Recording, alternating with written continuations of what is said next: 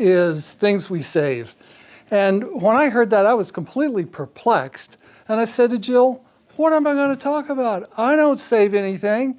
And she said, oh, really? Look in the top shelf in the front closet.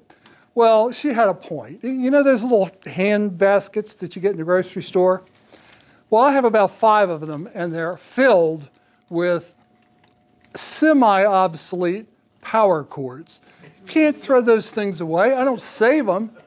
I just don't throw them away. You never know when you're going to need a power cord. Well, she got me thinking about it, so I went into the closet and started sorting through the boxes, and I was amazed by what I found. I found a universal power cord. That sucker powers anything in the universe. And I had one. And I flashed back to when my older son David was 4 or 5 years old in the early 80s. One of his favorite superheroes was He-Man, the Masters of the Universe series.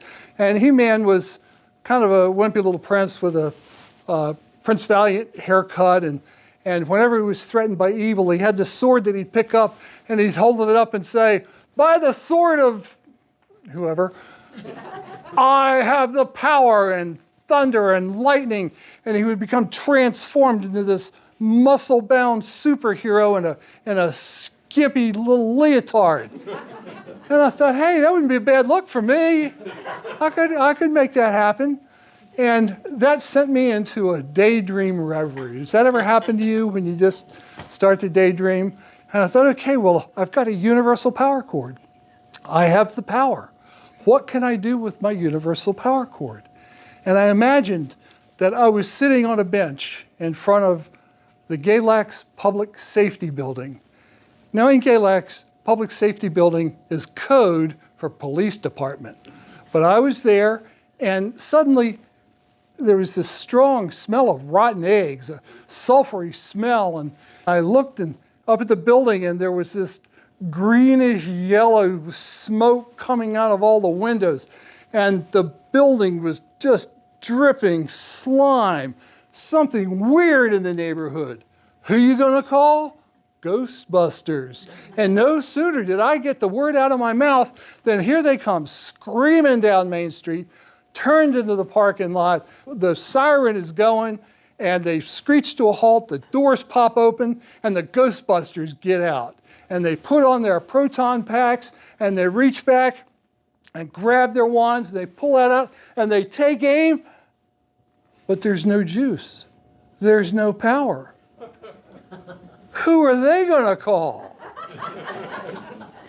Cord Master!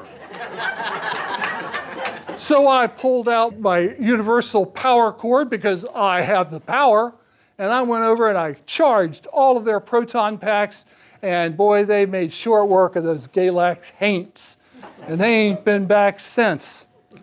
And oh, it felt so good in my daydream reverie because I had all of these admirers standing around. I was a hero. I made the day.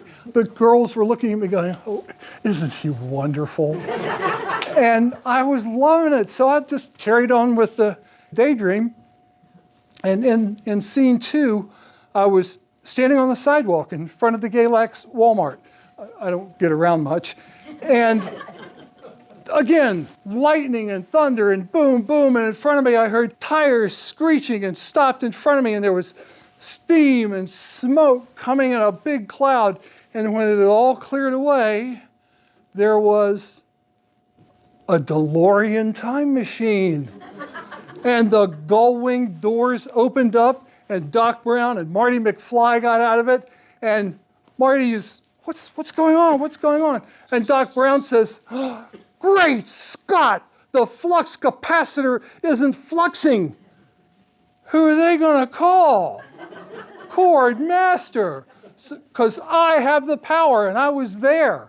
And I helped them out and got their flux capacitor fluxing, and they went on their way to keep the timeline solid and steady. And again, I was the object of admiration. Why else daydream, right? In scene 3, which is the final scene, I'm picturing the depths of space. It's cold, and it's dark, and it's lifeless. And floating along is the Starship Enterprise. And it's dead, it doesn't have any power. And suddenly, Klingon birds of prey start to decloak. Pop, pop, pop, pop. And Kirk says, Mr. Zulu, shields. Aye, aye, Captain. Red alert, red alert. And the red light is flashing on the bridge, and the siren's going whoop, whoop, whoop. And everyone's running around to their battle stations, and Kirk sits in his chair and pushes the button and said, get us out of here, Scotty. Now would be a good time. And Scotty says, I can't do it, Captain. I don't have the power. Who are they going to call? All together, Cord Master. And I was there. I had the power, and I recharged their engine, and they went on their way and saved the universe. And I was standing there in the closet still, basking in my own wonder.